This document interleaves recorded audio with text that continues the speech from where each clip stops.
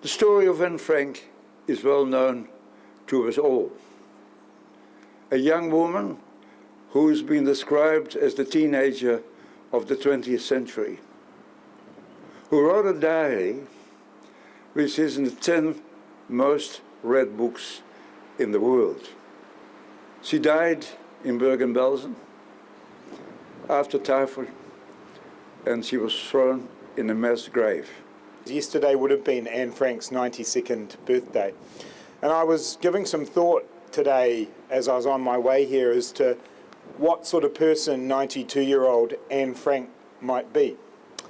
And I suspect she would be a courageous fighter, a person who stood up for all those who are discriminated against, a person who got things done. And we have someone 2 years her senior in Boyd Clapp, who's all of those things as well.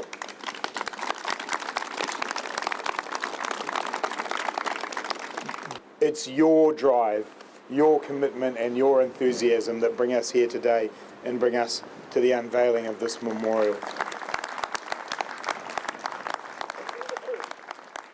This is an opportunity for us to acknowledge the life of an extraordinary young woman and recommit ourselves every single day to end discrimination and promote inclusion and respect.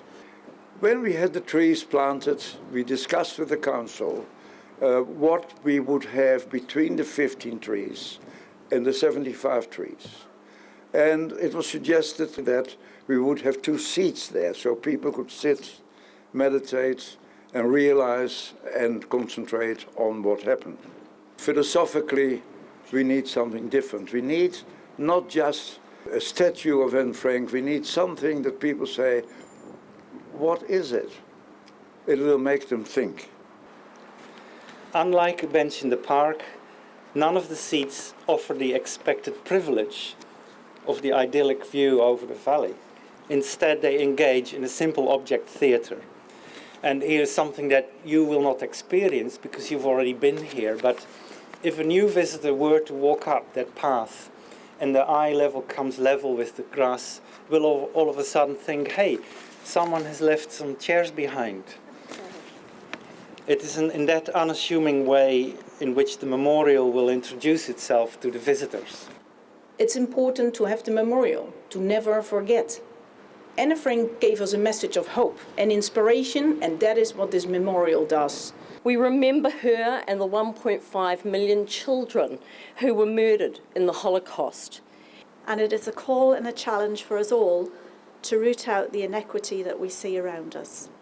And may I suggest, when you really want to experience what discrimination is, that 2 of you face each other and somebody sits on the other chair and is not part of it. In memory of Anne Frank and all other children who lost their lives because of discrimination, intolerance and prejudice.